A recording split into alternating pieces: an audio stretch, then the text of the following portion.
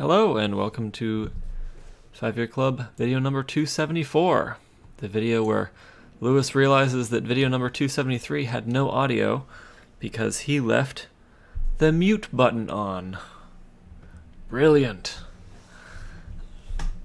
It's because I was using these headphones and I didn't want to hear the mic input, so I hit the mute button so I wouldn't hear a little hiss of the mic input. And then I just left it on and forgot about it. So that's great.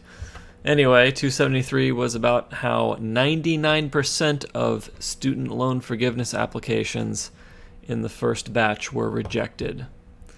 And so do not rely on government programs to pay back your student loans. Instead, save up the money and pile it up on the side as if you were paying them off. And that way you've got options later. Maybe the government will pay them off, maybe they won't. And in either case, your loan will be paid off. Okie doke. Well, tonight, video number 274 is going to be reading through and learning about S&P 500 Dividend Aristocrats.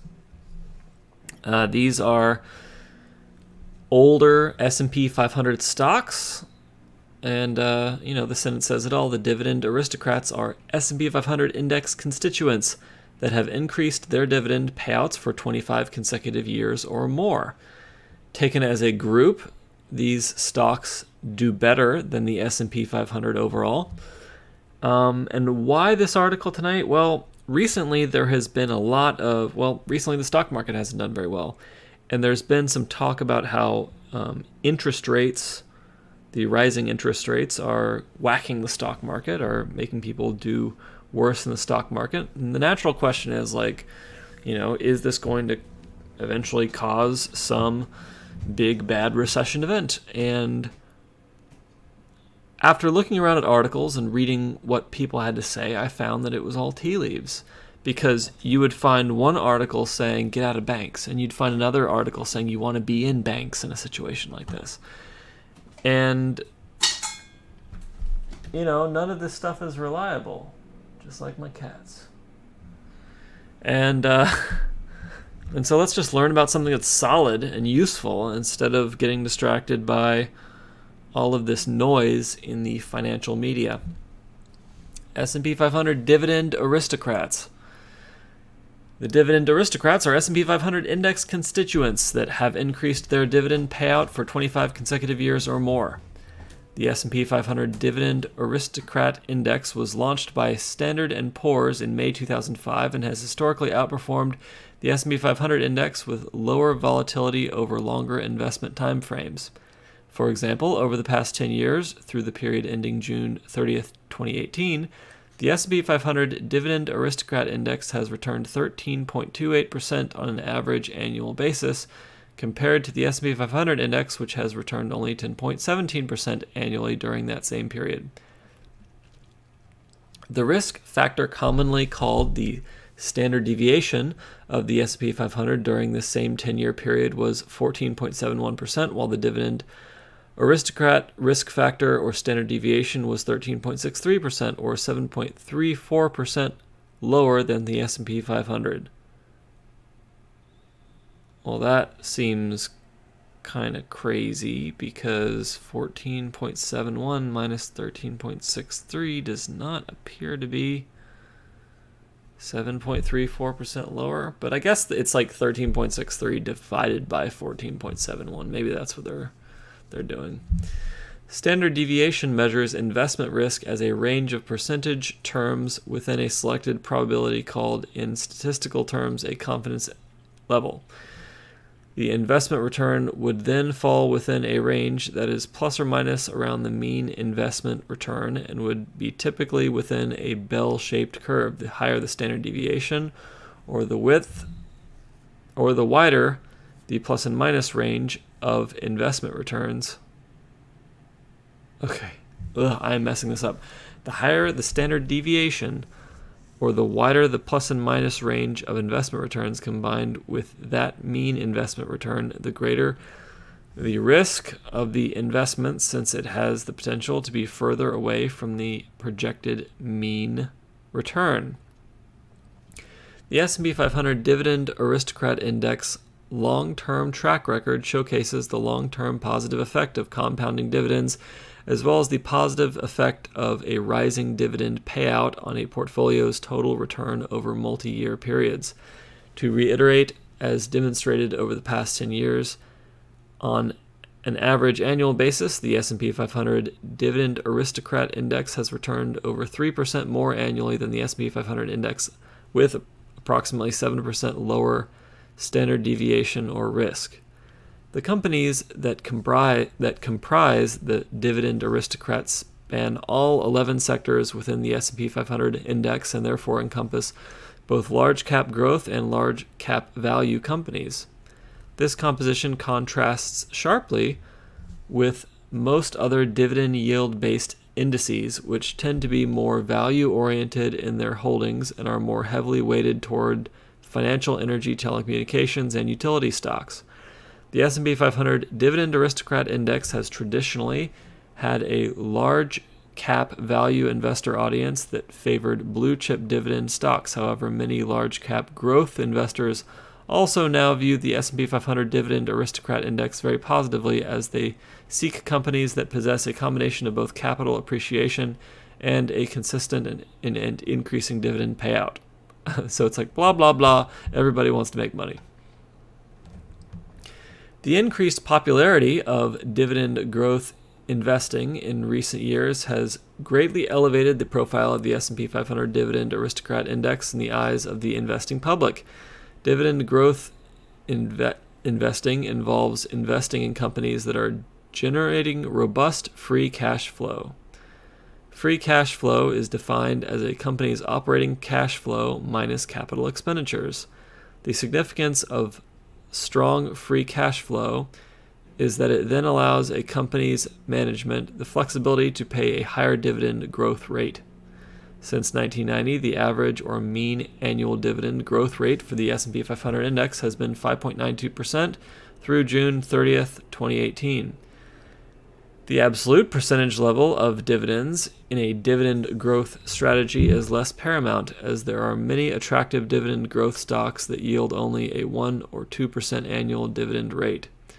What the investor is seeking in this type of strategy is a higher and accelerating rate of an annual percentage of the dividend increase. Is a higher and accelerating rate of an annual percentage of the dividend increase. Whoever wrote this sucks at writing. This is fair enough, I'm stupid, but it should be written, because it's on Wikipedia, for a stupid person to read. Most dividend growth investors seek dividend payouts that increase at a 10% or more rate annually. S&P Capital IQ rates these large cap individual companies based on the growth and stability of their earnings and dividends. In rating the company, they utilize a quality scale of A+ to D. What is considered high quality on this scale are those companies that are rated A+, A-, and B+. The typical dividend growth stock is rated B+ or higher, for the reason that a company has to be generating a significant amount of free cash flow in order to pay an increasing dividend annually. These dividend growth companies therefore tend to be more mature companies in nature and do not include many of today's widely held newer companies such as the FANG stocks, those tech stocks.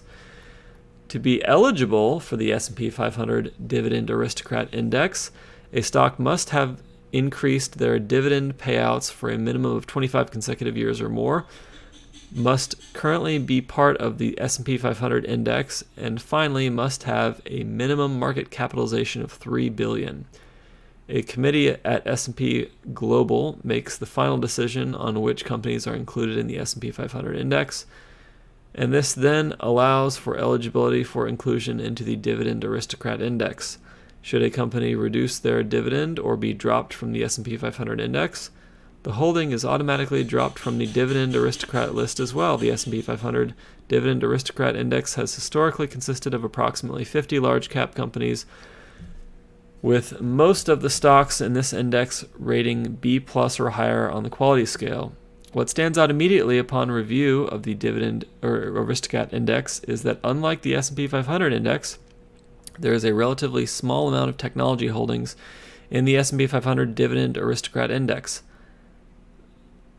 Please see below for sector weightings for the Dividend Aristocrat index. So this is like in line with the book The Future for Investors. He basically says tech stocks are overrated, dividend stocks are underrated. Since the 2008 financial crisis, the S&P 500 Dividend Aristocrat list has evolved as follows. 2009, the list declined from 52 companies in 2008 to 43 companies in 2009 as 9 companies cut their dividend payouts due to the 2008 financial crisis. They were Anheuser-Busch, Bank of America, Comerica, Fifth Third Bank, Key Corp, Progressive Corp, Regions Financial, Synovus Financial, and William Wrigley, which was acquired by Mars. And also in 2009, there were 2 additions, Bemis and Leggett and Platt. 2010, a second round of 10 companies were dropped. Avery Dennison, BB&T, Gannett, General Electric, Johnson Controls, Legg Mason, M&T Bank, Pfizer, State Street Bank, and U.S. Bancorp. Also in 2010, Brown-Forman was added. 2011, 3 companies were added, Ecolab, Hormel Foods, and McCormick. 2012, CenturyLink was removed from the index after reducing its dividend from 72.5 to 54 cents per share per quarter. In addition, in 2012, 9 new companies were added to the index as follows: AT&T, Colgate, Franklin Resources, Genuine Parts, Health Care Properties Investors, Illinois Toolworks, Medtronic, Cisco, and T. Rowe Price. Pitney Bowes was removed after slashing the dividend from 37 to 18. Bemis was removed from the S&P 500 index and therefore dropped from the S&P 500 Dividend Aristocrat list. But was Bemis here earlier? I thought maybe not, because these look like they're in alphabetical order. Bemis somewhere else in this article, or am I just like going crazy here? Yeah, 2009 Bemis was added, but then apparently Bemis was dropped from the S&P 500, so it was then removed. 2014, okay, good. 2015, Family Dollar Store was removed due to its purchase by Dollar Tree. Also in 2015, Sigma Aldrich was removed to list due to its acquisition by Merck. 2016, Chubb Corp was removed upon acquisition. 2017, General Dynamics and the REIT, Federal Realty Investment Trust, were added to the list, and the REIT HCP was removed from the index due to spinning off HCR, Manor Care, and reducing their dividend. Okay, so I need to learn more about these companies. I think that'd be interesting. But we are done.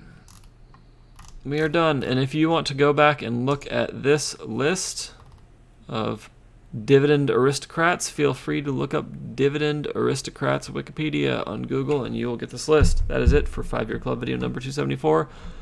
Hope you enjoyed it. Have a fabulous evening.